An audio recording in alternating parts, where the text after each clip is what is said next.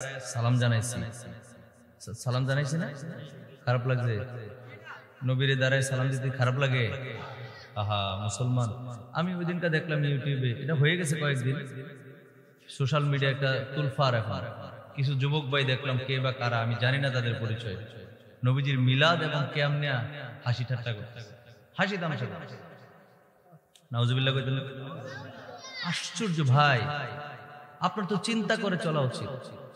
বিষয়টা নবীজি, বিষয়টা কার?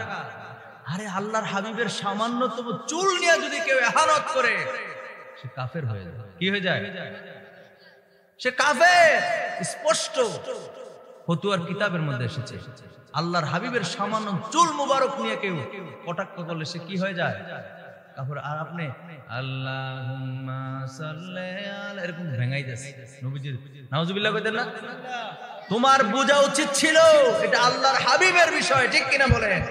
জিনার কারণে আমার আল্লাহ পাক রব্বুল আলামিন কুল কায়নাত সৃষ্টি করেছেন, যিনি হলো নবীদের নবী, ইমামুল মুরসালিন, যিনাকে আমার আল্লাহ পাক রব্বুল আলামিন আল্লাহর বাড়িতে দাওয়াত করে নিয়েছেন, যেই জায়গায় আমার আল্লাহ আর কাউকে নেন নাই। জোরে জোরে কোন সুবহানাল্লাহ। আর যেই নবীর উম্মত হওয়ার জন্য অন্যান্য নবী রাসূলরা পর্যন্ত আল্লাহর দরবারে ফরিয়াদ করেছেন, আল্লাহর দরবারে দরখাস্ত করেছেন, আল্লাহর কাছে বারবার বলেছেন, আল্লাহ আমাকে আখিরি নবীর উম্মত বানান, আমাকে আখিরি নবীর উম্মত বানান। সেই নবীকে নিয়ে কথা বলার আগে তোমাকে কমসে কম 100 বার ভাবা উচিত ছিল, ঠিক কিনা বলেন? কাল হাসর ময়দানে 50,000 বছর দাঁড়ায় থাকতে হবে। 50,000 বছর। কয় বছর? জোরে বলেন, কয় বছর? 50,000। দুনিয়ার 50,000 বছরের সমান হাসরের ময়দানে সেই দিন। 50,000 বছর সেই একদিন। দুনিয়ার কয় বছর দাঁড়ায় থাকবা? সেদিন নবী শাবাত না করলে কথা কোন, ঠিক কিনা?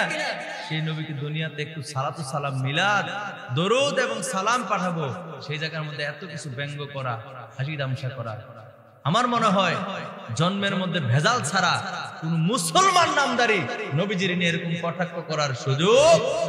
আরে যে জায়গায় বিদুর মিনা পর্যন্ত নবীর নাম নিয়ে কটাক্ষ করে না, কটূক্তি করে না, সামান্য 2-1 জন করছে গোটা বিশ্বে, এদের শাস্তি দুনিয়ার জমিনে হয়েছে কিনা বলেন?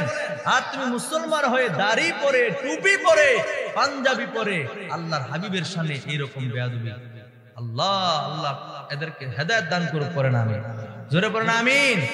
আর যদি হেদায়েত নসিবে না থাকে, আল্লাহ এদেরকে উপযুক্ত শাস্তি প্রদান করুক, যেন আমরা দেখি, ঠিক কিনা বলেন? আল্লাহ কবুল করুক। আল্লাহ যেন আল্লাহর হাবিবের শানে কোন রকমের বেয়াদবি আমাদের দ্বারা না করায়, একবার কোন আমিন। আমাদের বংশ বুনিয়াদের মধ্যে কিয়ামত তক পর্যন্ত কোন আউলিয়া কেরামের শানে কিংবা রাসূলের শানে যেন কোনো বেয়াদব আল্লাহ আমাদের নসলে দুনিয়াতে না পাঠায়, কোনো বেয়াদব যেন আমাদের নসলে না আসে কিয়ামত তক পর্যন্ত। আল্লাহ কবুল করুক, কোন আমিন। সবাই কয় না আমিন। এই দোয়াটা কি খারাপ করছিলাম? জোরে একবার মহব্বত করে বলবেন না আমিন।